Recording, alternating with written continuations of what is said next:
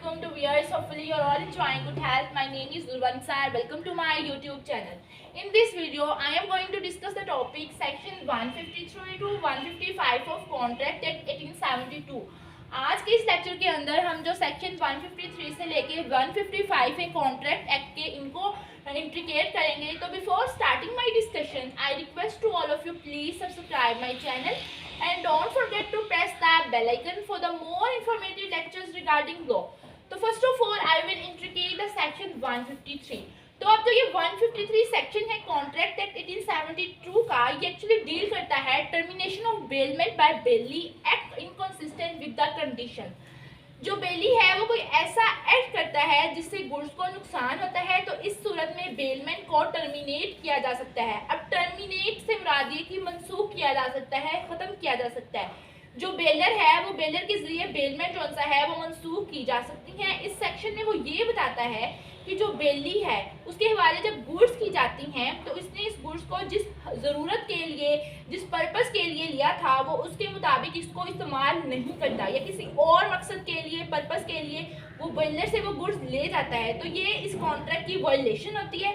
तो वो जो बेलर है वो इस कॉन्ट्रैक्ट को मनसूख यानी टर्मिनेट कर सकता है. फर्दर इसको एक एग्जाम्पल के थ्रू मैं आपको बताती हूँ. जिस तरह मिसाल के तौर पे मेरे दोस्त ने मुझसे मेरा सेल फोन लिया कि मैंने अपने इंटरव्यू की तैयारी करनी है. अब जो बेली है जो मेरा दोस्त है उसको चाहिए कि वो इंटरव्यू दे और मेरा मोबाइल मुझे वापस करे, इसकी हिफाजत करे. जैसा मोबाइल मुझसे लेके गया था वैसे ही वो मुझे वापस करे. अब उसका ये राइट नहीं बनता कि वो एक दिन का कह के गया है मुझे और जो है वो मोबाइल वो मुझे 5 दिन के बाद रिटर्न कर रहा है. तो इसके अंदर अपना अब वो डाटा भी ऐड करता है. अगर वो इस तरह का कुछ कोई एक्ट करता है तो ये फिर इस कॉन्ट्रैक्ट की जो है वो वायलेशन होगी, वो कॉन्ट्रैक्ट को इन्फ्रिंज कर रहा होगा.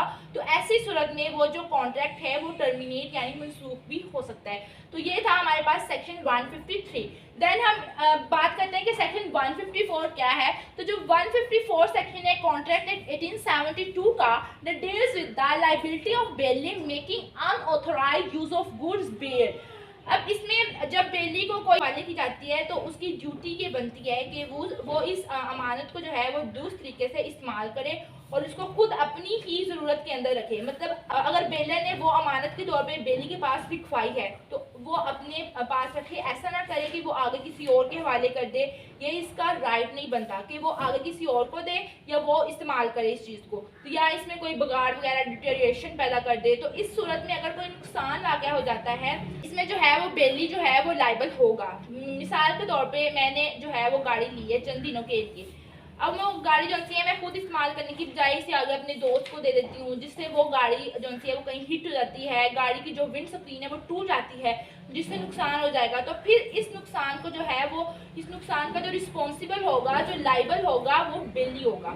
नेक्स्ट हमारे पास जो है वो सेक्शन 155 है कॉन्ट्रैक्ट 1872 का. तो जो सेक्शन 155 है that deals with the effect of mixture with the bailor's consent of his goods with the बेलीज.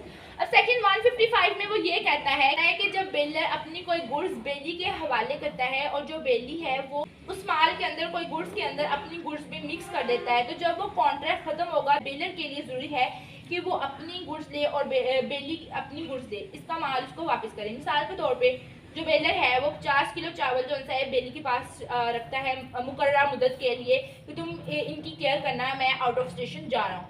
जो बेली है वो इन चावलों को अपने ही थैले के अंदर डाल लेता है और चावलों को मिक्स कर लेता है. अब ये एक स्पेसिफिक पीरियड के बाद वो कॉन्ट्रैक्ट ख़त्म होगा तो दोनों जो फ्रीक हैं वो अपने हिस्से तक जो महदूद रहेंगे. मतलब जो बेली है वो बेलर के 50 किलो जो चावल है उसे वापस करेगा, तो इस तरह वो कॉन्ट्रैक्ट जो है वो कंप्लीट होगा. ये नहीं होगा कि वो उसको मिक्स कर लेगा और अपने पास रख लेगा, ऐसे नहीं होगा. जितना मतलब एक स्पेसिफिक पीरियड तक उसके पास था तो वो उतनी ही उसको जितना उसका बनता था हिस्सा वो उसको रिटर्न करेगा. तो ये था मेरा आज का लेक्चर. होप सो आपको अच्छा लगे.